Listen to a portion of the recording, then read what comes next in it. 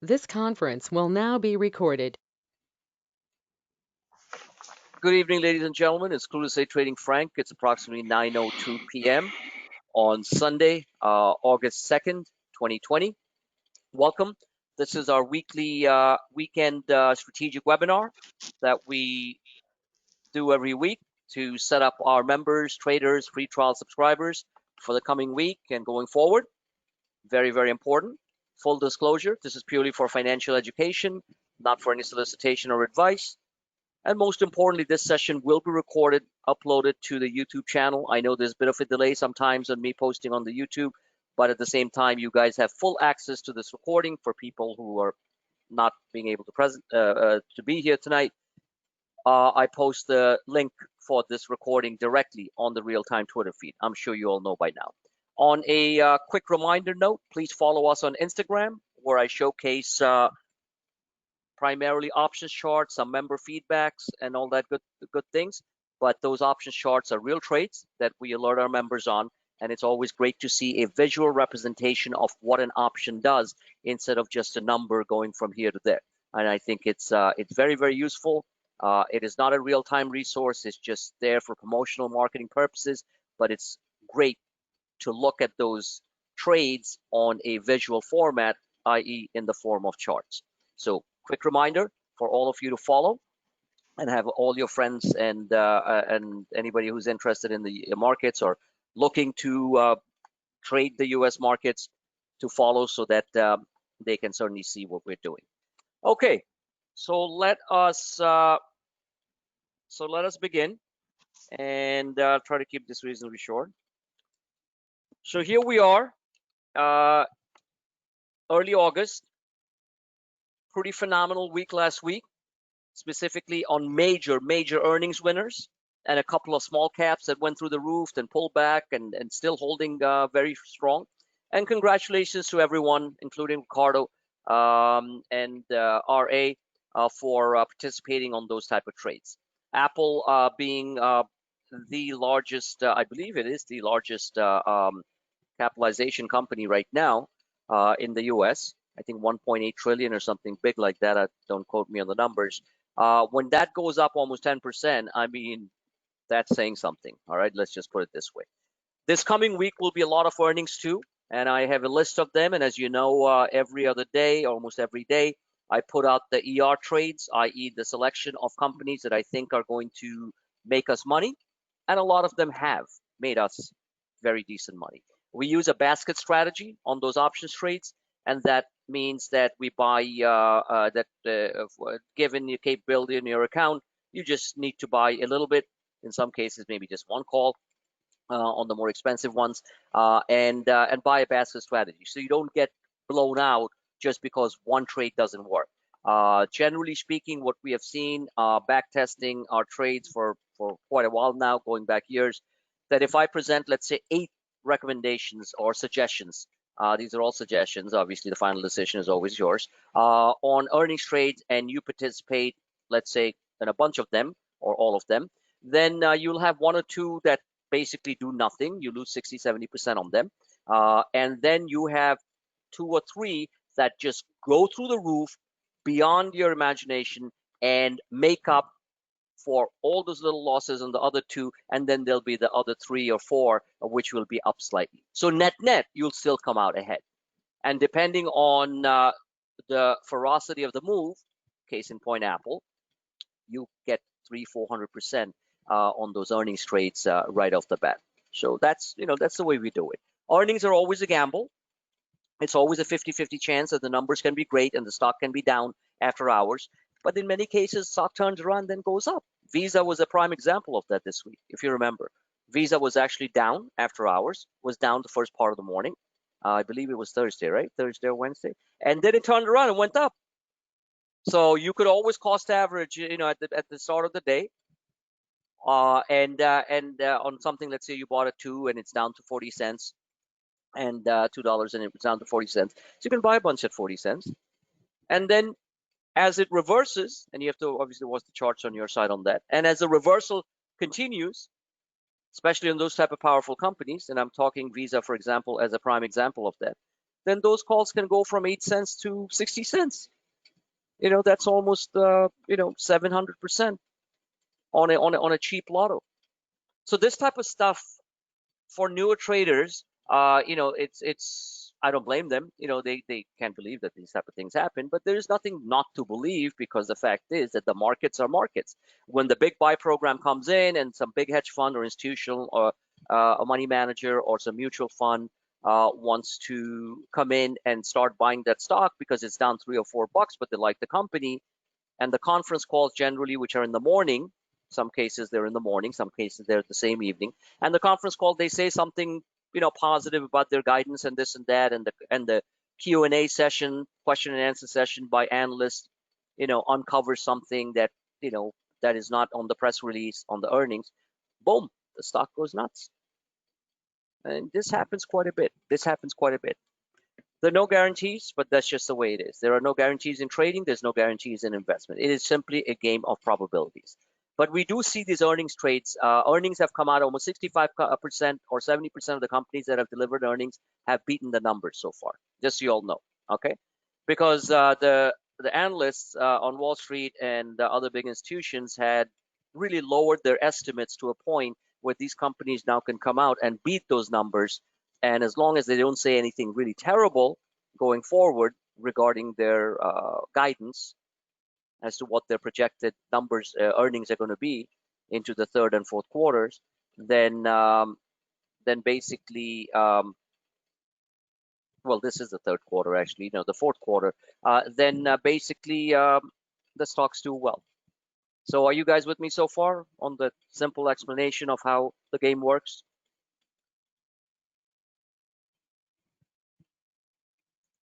Yes? No? Yes. Yep. Oh, okay, good. All right, sounds good. So what did I lose here? I had the. So what I'm trying to basically say in simple English is you're going to see a lot of weird things that happen. All right, and we all expect when we go into the market, and that's only natural, that hey, is the market going to come down? Like, there's always that fear factor, and there's nothing wrong with that. Like they say in life, expect the worst and receive the best. Go in with so that's just the way it is. So you're going to see a lot of things which are very bizarre.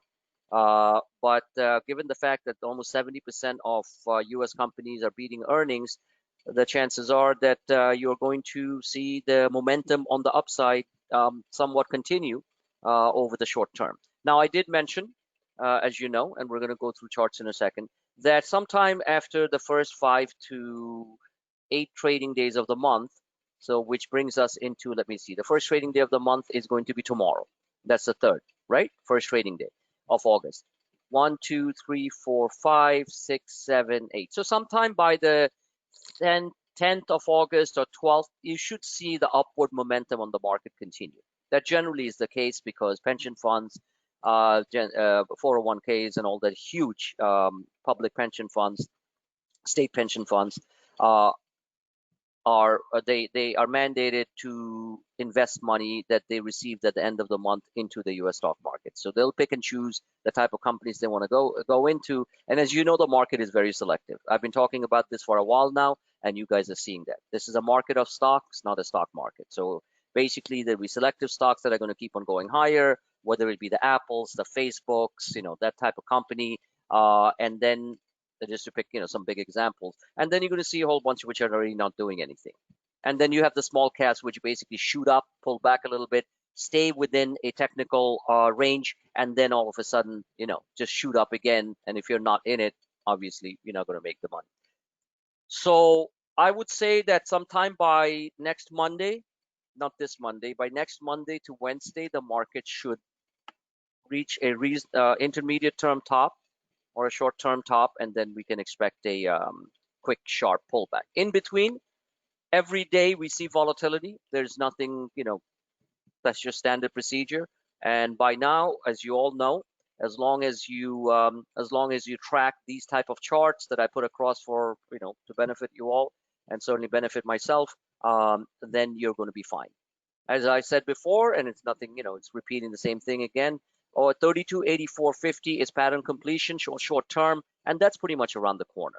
So you're looking at the futures are right now 32.69. Let's call it 32.70. So you got another 14 points, 14 times 7. So you're basically looking at maybe another 100 to 120 Dow points before we ease back a little bit. Now, what happens above this remains to be seen. Best case scenario, which could happen, I don't know. The fifth stimulus bill is in the works, and I believe they're going to hammer it out very, very soon by the early part of this week. They have been talking all weekend, the Democrats and the Republican, and they have some disagreements, but I think they're meeting on a lot of fronts. You could, and this is kind of crazy to think, but you could get up to this 33.26 and the Fibonacci extension, which is all the way up here. This is known as, one second, sorry. This is known as the 161.8 or 1.61, Fibonacci 161.8, as we call it, extension at 33.43. That's a lot. That's a lot. So if we do the quick math here, we are right now right here. You can see futures are up about 4.5, 5 points. So let's call it 32.79. I'm sorry, 32.70. Am I going too fast? Or are you guys with me so far? We're with you. Okay, We're sounds good. good. Yep, thank you. Just trying to wrap this up within a short time here. We got 73 points between here and to full pattern completion based on the Fibonacci extension. Fibonacci extension means when the market really extends higher above the pattern completion level. That's one known as a fib extension. So let me just try to get a pen here. So from here to, I'm looking at the Fibonacci extension right here, 161.8. Pure technicals, that's 73 points. So if we multiply it by a factor of, let's say, let me take a lower factor. That's Dow Jones Industrial Average. We're just basically looking to see what the broader market's going to do. This is S&P or E-mini, 73 points. So we basically arrive, to be exact, at 438 points higher. Now, is it not possible to believe we can be at 438 points? Absolutely we can. Absolutely we can. So basically that's what I'm looking at as a major move higher before the market really needs a breather. All right, so that's my projections. So definitely follow these charts on an intraday basis, and try to, if you're in the large cap stocks and such, generally speaking, those stocks will move up as long as this type of pattern complete. This is a inverse head and shoulder, as you know, with the head here, left shoulder, right shoulder. There's another right shoulder here, but you can see here it's like a bullhorn pattern. Look at that, right? Like that. So I find these charts as I structured to be extremely helpful, because if they're getting close to that, you can pretty much rest assured, as you know, and it's happened repeatedly over and over again. They hit these levels and then they pull back. They hit these levels, they pull back. This is just simply a supply level where the sell programs come in. These numbers are, and you can do this on your end too. These numbers are the Fibonacci levels, but this is a major supply zone. In other words, that's a major resistance, and that resistance is around 32.72, 32.73, roughly. So if we break above that, great. We're going to go here. If we don't, then we're going to pull back a little bit. So we shall see. And this stuff happens on an intraday basis all the time. Okay, next chart. Next chart is a slightly zoomed out view, the one known as the 1 hour chart. That was the 15-minute. And this is what the 1 hour chart looks like. You can see there are multiple technical patterns in play here. Multiple technical patterns in play here. And the one that I'm looking at again is this pattern completion here. And you can clearly see that so far it looks like a large complex W pattern known as a dragon bullish.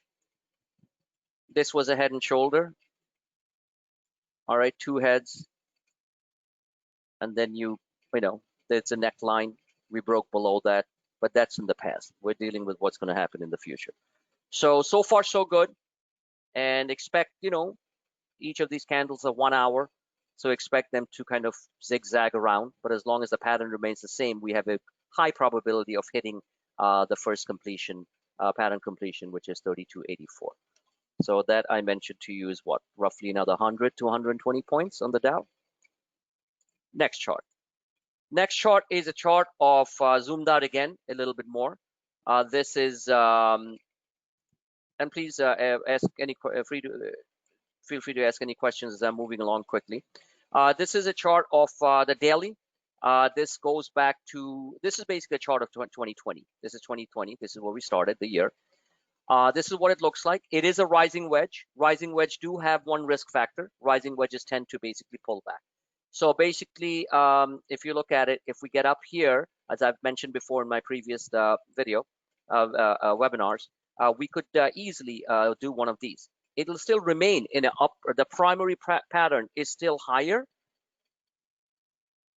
And generally after this consolidation phase, which can last anywhere from 1 to 2 days, or even intraday, you tend to see the primary trend, which is like this, to resume, take control and move higher.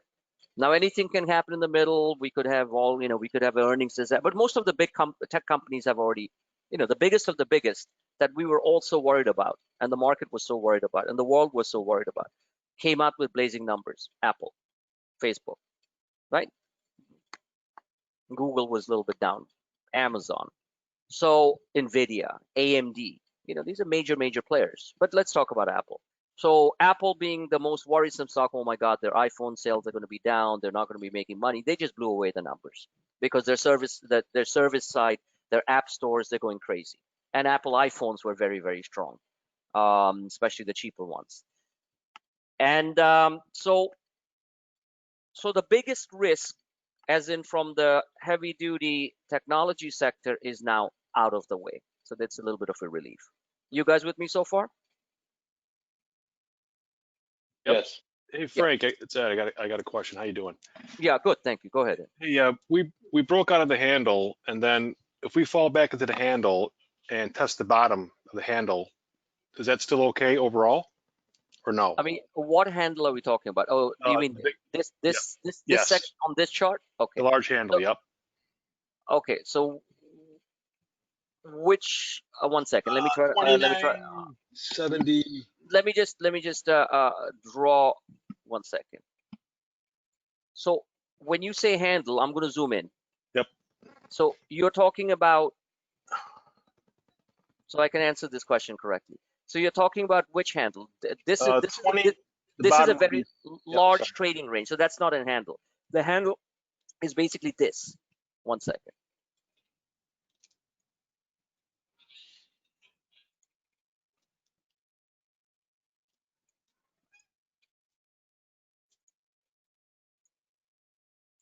So this is the handle we are playing in right now.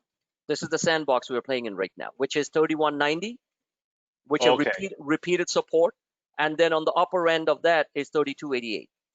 Okay, so this is what we're playing at right now, right there. Okay, we break 3190. We are going to basically come in and do a soft landing, not a major hard landing or a crash. We're going to do a soft landing right here on the downtrend line. Okay, which is 3153. And remember, every one S&P or E-mini point is roughly 6 to 8 Dow points. So you can figure out how much we can fall by. And if you look at the Bollinger Band is like a wave, and that's also a trading band. And for newer traders who don't quite understand the Bollinger Band, like I always say, go to Investopedia and type in Bollinger Bands and try to understand what they are. In simple terms, the Bollinger Bands are like, is the wave going higher or is the wave going lower, right? So the Bollinger Band, you can clearly see here that it is trending higher. It's a wave, like a ribbon pattern, right? You guys see that? It's pretty obvious to see that is trending higher. So the lower end of the Bollinger is 3130, and then of course you have another major support at 3100 or 3109, 3108. So key is these are major support levels. So this little cup that you're looking at, if you want to look at it this way, or like a handle, as you say, is has major support at 31, and I've shown this quite a few times, at 31.90. So we need to hold that short term. Does that answer your question? Yep, thanks. Yeah, and looking at everything that we're looking at, and as I explained earlier on this session a few minutes ago, that the momentum of the earnings are on the strong side. The big cap earnings, Apple and all these big giants have come out with blazing numbers, and the rest of them are going to come out. So we don't have any immediate major risk to the markets aside from the fact that the fifth stimulus bill doesn't get passed, which I know it will. So that's just my opinion. They have to do it, both sides. So bottom line is that aside from that, there could be any other, there could be so many other black swan events, i.e. unquantifiable events we don't know about. But aside from that, the Fed came out terrific, like I said, terrifically friendly to the US economy, not even thinking of raising rates, will keep rates lower for a very long extended period of time as long as the US economy gets back on its footing.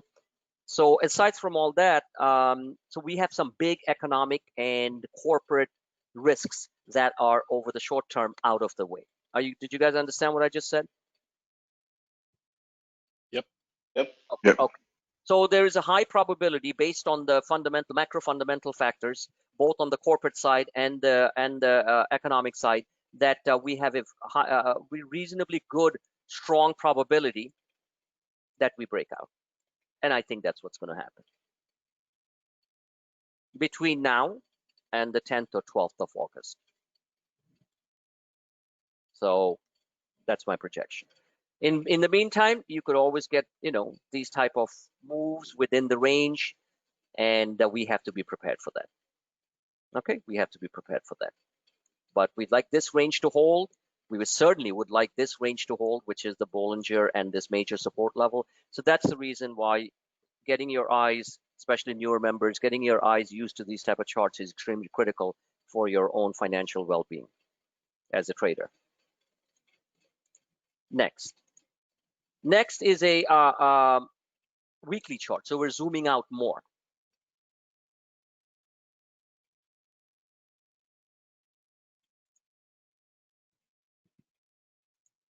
Okay, so this goes back to 2018. Wow, 2 years ago, more than 2 years ago. So you can see here in very simple terms, and I'm going to take the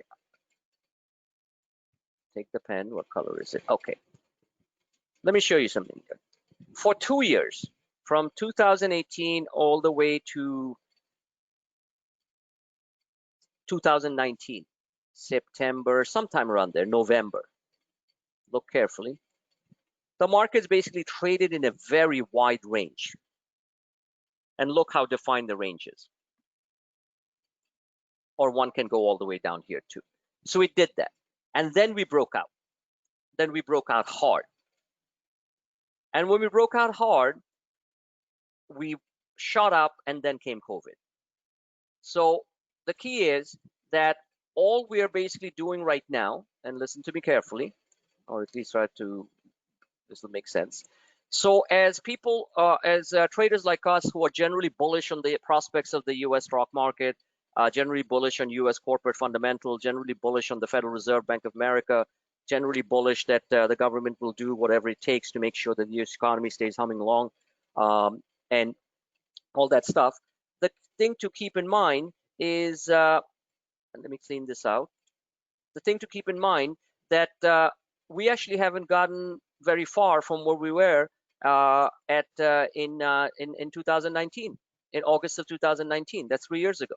Now somebody might say, hey, what are you talking about? Well, what I'm talking about is this. Let me get the pen again. So here we are. This is the upper end of that trading band. This is from 2018. These type of events where we broke below the trading band, these are abnormal black swan events. This is COVID. This was something else at that time, all kinds of stuff. And we basically haven't gotten anywhere till we finally broke out in May of 2020, just a few months ago. So, and then we came back, retested. This is a weekly chart. Each candle is 1 week.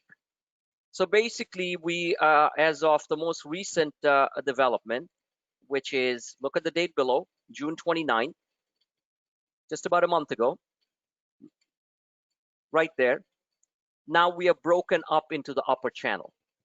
So if you'll hear sometimes commentators say, look, the market really hasn't done anything. It's moved in a very wide band, which are great trading, excellent trading opportunities, of course. If the market remained flat like this, we would never make money. The reason we make money is because there is always an arbitrage between things getting too cheap and things getting too expensive. Yes, right or wrong? So if the markets just move sideways and everybody had the same information, which they do, but everyone has different feelings about whether things are going higher or lower, somebody can look at this chart and say it's really bearish. I don't see how they can see that, but hey, somebody can explain that to you. The fact is that because there are these big fluctuations in prices, we get a chance to make money. If the market moves sideways like this, none of us or anybody else out there would make money. Do you guys agree with me or not? Right. Exactly. Yep. Exactly. So those are the tea leaves we try to read. So the bottom line is we just broke out on June 29th. Actually in May. May, June, July, yeah, something like that on a weekly basis. So given the fact that we finally broke out of this massive trading range from 2018, from a technical standpoint, we are not really crazily overbought because we just broke out. We broke out here too, and then came COVID. Otherwise, we would have continued higher. So we just broke out. So I've said it before, I'll say it again. 33.30, around this level, there's a gap. This is where the market completely gave in. This is where the dam broke back in March. So I think that we are getting to that gap, and there's a good probability, don't know yet, that we are going to blow through the gap and hit the previous high, all-time highs in the market, which is around that 3,400 level. What was it on the S&P 500? On the S&P 500, it was 33.93. Call it 3,400.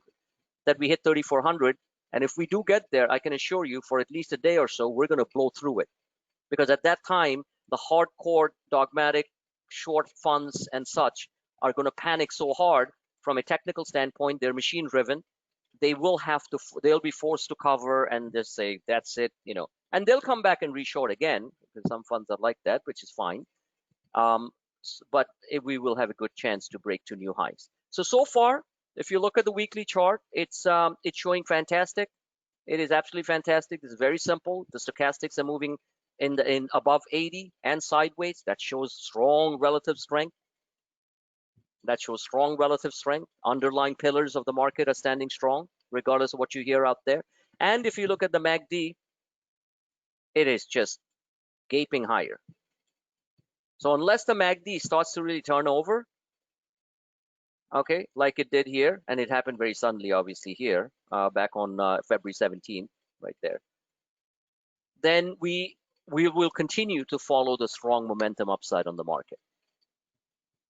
Real simple. Don't want to overcomplicate this matter. Now, over the short term, we have that gap to fill, 3,300 and change. This is on a swing basis, on a weekly basis. And we are on a short-term basis getting overbought. And we're going to look at that right now. Any questions on this? Did everyone understand what I just said? Yes. Good. So let's take a look at and let me show you the last chart, which would be this is the one I was playing around with when you guys signed in. This is a chart I've drawn many, like a while ago, I think 2 years ago. And this is a chart of the depth of the last depression, mini depression, which was 2009. Okay, 2009. This was 2007, 2009, the housing market crash that took down the global economy and the US, and we recovered from there. And if you clearly see here on the monthly chart, this is a very powerful chart. This chart is basically telling us, from a technical standpoint, that we are going to make a new high in the stock markets. And that could come very well by the month of September. before the elections. Okay, because there's nothing on this chart here. Each bar is 1 month. 1, 2, 3, 4.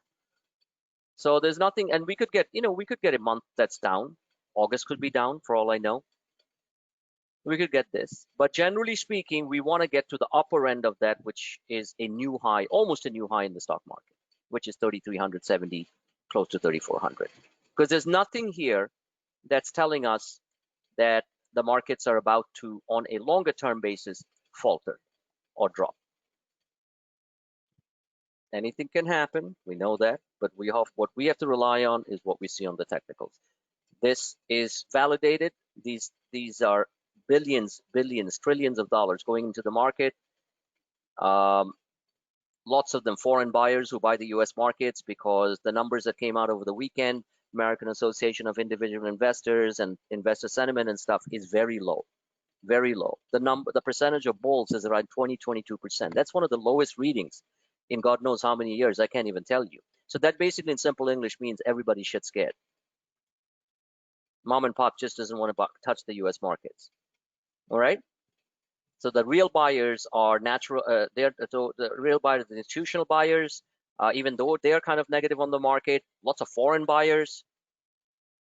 And there has been retail involvement in the market due to the movement of some stocks that have been just going nuts, small caps included, that are coming in from Robinhood. You hear that a lot these days. They've been very active in the markets, Robinhood traders. And they buy very small lots, right? They can buy fractional shares and things like that. So it doesn't matter. It still has a push on certain type of companies. So if you look at this, we got a little bit more to go. We shall see. But so far, all this is giving us. Look at this. We have a crossover as of. We have a MACD crossover as of July, right there. You guys can clearly see that. Right there, very nice. And the MACD histograms finally, as of end of July. I'm trying to put this.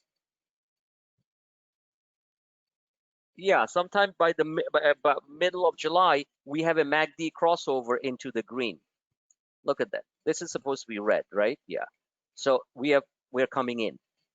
And remember, generally speaking, you don't get a blow off top, which simply means like a definitive, like real top in the market. After that, the market goes down for 2 months in a row, till the MACD gets overbought into the 31 range. We just crossed over. Do you guys see this right there? Yeah.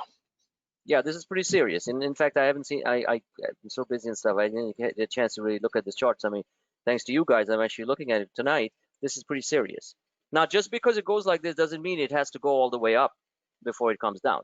It can, it can go up a little bit, create a negative divergence, i.e. the market goes up another 400 points, like I said, and then start to pull back. Whichever the case, it's overall bullish. Next.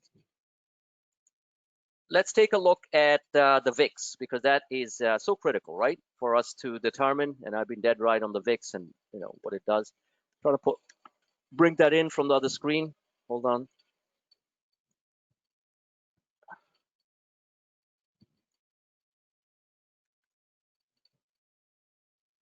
Trying to grab the VIX and I can't. Wow. From one of my other screens, it's not cooperating. It doesn't want to come in. What's going on here?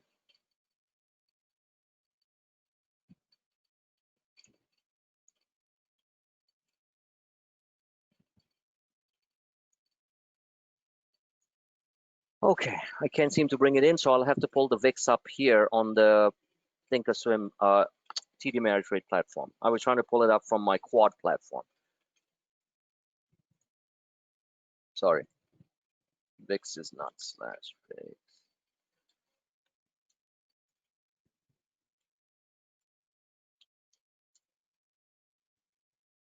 Come on, what's wrong with this? Nobody wants to cooperate with me tonight.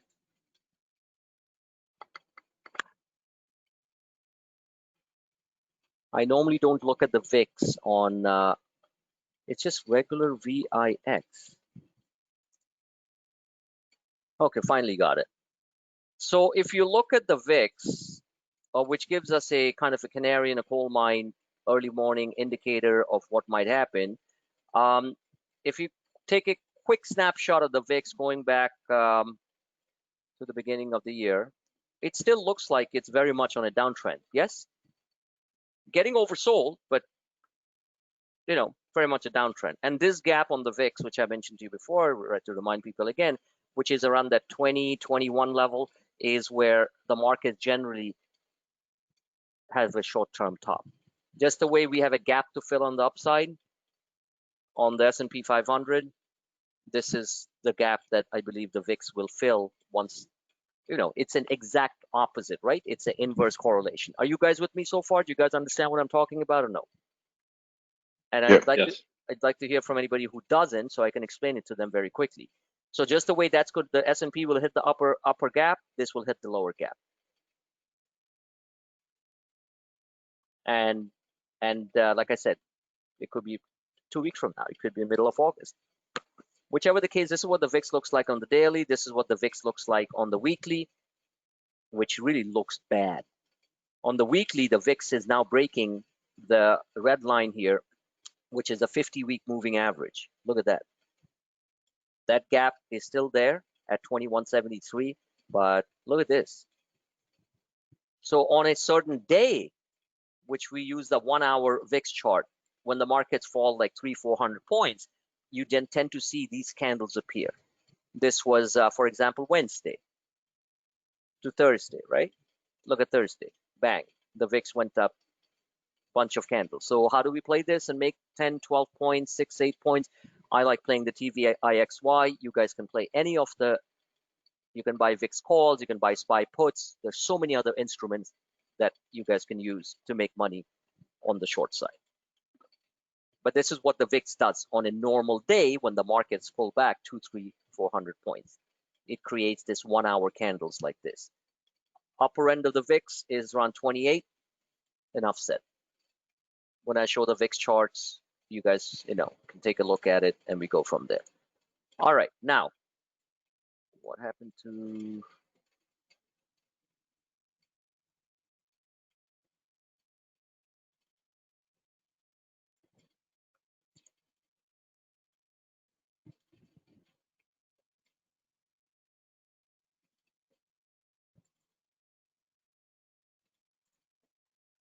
All right, so that's the picture of the market. Now let's talk stocks. Apple split 4-for-1, right? So that means the stock now is going to go higher. It's going to go higher. Now where can Apple go? Let's call a round figure. What's the round number on Apple from this point? On to 500. No. Yeah, 500 is a big round number, and it'll go to 500. Believe me, it will. But over 450. Yes, exactly. 450. That's a round number. 440, 430, but I would say 450. So this is a full-scale breakout. I mean, it's not a joke. This is just not a joke. So let's take a look at because I don't think anybody expected Apple to do what they did. And I'm talking about the big boys. So the guys who were really short Apple just got blasted. And that's the reason why Apple pulled back a little bit during the day, and then boom. I was so busy taking care of stuff on Friday. I wish I was there because there was lots of reversals. Did very well on Apple, by the way. Still long Apple. So bottom line is, this is serious. So let's take a look at the Apple prices. So if we do a Fibonacci retracement going back to the bottom on December, look at the date here, December 24, 2018, the Christmas Eve massacre, as we call it. And this is the breakout. In February, Apple was at 328, 327. February 12th, this year. Apple broke out of that level on June 8th. You guys see that? Right? So I'm going to zoom in now. Yep. Now that I've shown you the bigger picture, actually, I'll just keep it like that. So this is the way you look at it.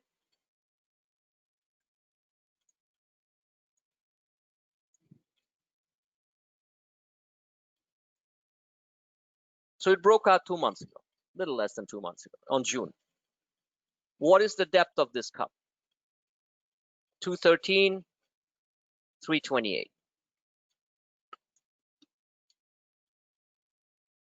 What's the depth?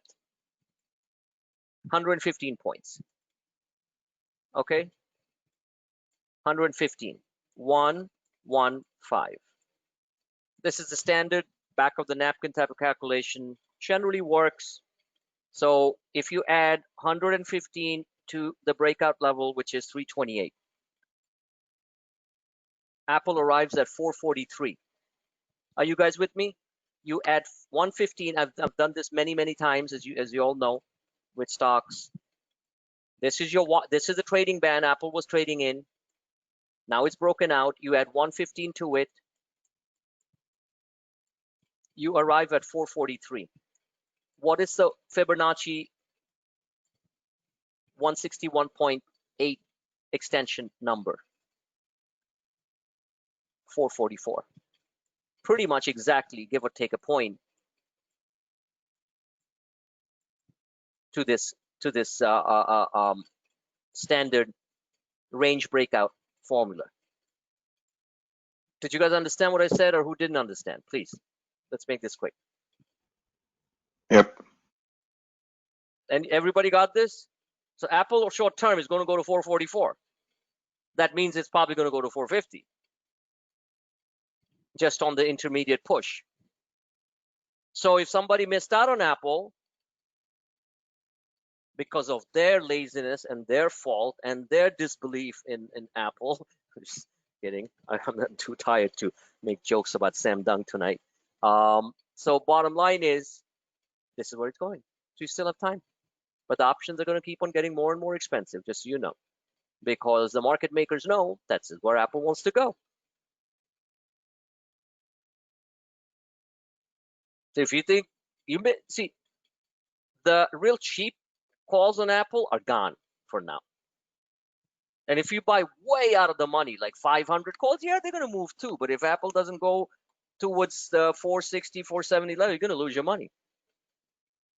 Apple calls now are going to be far more expensive than you will ever see, that you have seen for these past few months, for the past couple of years. But they're still cheap compared to how much you'd have to pay for an Amazon call or those type of companies. Everyone understand what I said? Yes. Yes. Good. So we have a lot of earnings coming out. Facebook. Now, notice the difference between, and I want you guys to focus a little bit here. Let's take out these numbers.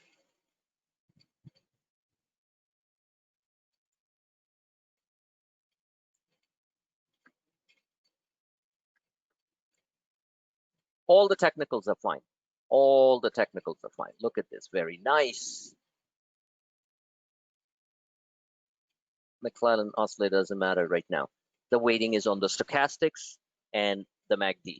Look at that, very nice. We're not overbought yet. We'll definitely get overbought when we get towards that 440, 450 level. Look at the volume. Holy shit, that's huge. All right. Now keep in mind, everybody's very excited about Apple, so it will just wake up and slap the brains of the people who come in too late. It's just the way stocks do. Okay? But look at this candle.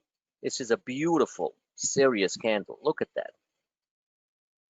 If this candle was red, you'd have to be a little bit worried about what would happen. Not that the company already delivered the numbers, big deal. Also, Apple should go up into September after the initial dip in the mid-August and stuff like that, because Apple's introducing their 5G phones in September. And Apple generally tends to go higher into the launch of their new phones, then it falls. Just so you know, that's been the historical pattern. The excitement builds up for their new phones, the new phones come out, and then the stock pulls back. Okay? So look at this beautiful Sirius candle. It's a picture perfect bullish engulfing, bullish breakout, period. Bullish candle breakout. All this time when Apple went up, I haven't seen a candle like this. We've seen this type of candle, but look at this. Very nice. And these arrows are not generated by me. They're generated by Thinkorswim. I don't give a lot of weighting to those, but it's very interesting to see a green arrow appear because they have their own scripts. So basically at this point, they're saying, okay, that's a screaming buy. Now take a look at Facebook. Focus on this for a minute. Just take a mental snapshot of this. All right? Now take a look at Facebook. Facebook also broke out. But does the candle look like the Apple candle? It's red. Apple had huge volume, right? Facebook on the daily. I'm not reading too much into it. I'm just showing you what happened on Friday. On the daily, Facebook had a large red. Net, they were sellers on Facebook on the spike. Do you see this, guys? Yes, no, maybe? Yeah. Yes. And look Yep. at the candle. It's still a reversal hammer breaking out over the previous high, but it certainly is not as powerful as the Apple one. Yes? And Yep. that's, yep. There could be many different reasons, you know. Facebook is going through a lot of political scrutiny. Apple's not. You know, all the politicians, Democrats, Republicans, they all after Facebook's butt. So who knows? Whichever the case, just wanted to show you the difference.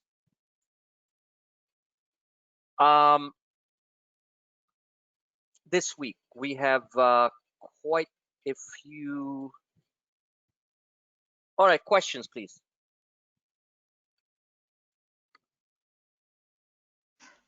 Yeah.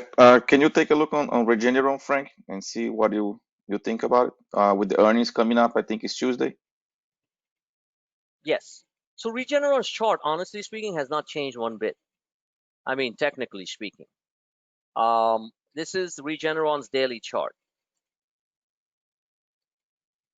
And you can clearly see here that it's very much a bull flag and continuation higher. Regeneron 50-day moving average is $614. Below 614, they're going to hammer it down to 599. 14 points is nothing on Regeneron. It's just like that. You know, it can happen in first hour of the morning. You know. So I have no comments, but I believe that on a technical basis, the stock wants to go higher. On a technical basis. Now, what's going to happen on earnings, I don't know. But I'm sure they're not going to come up with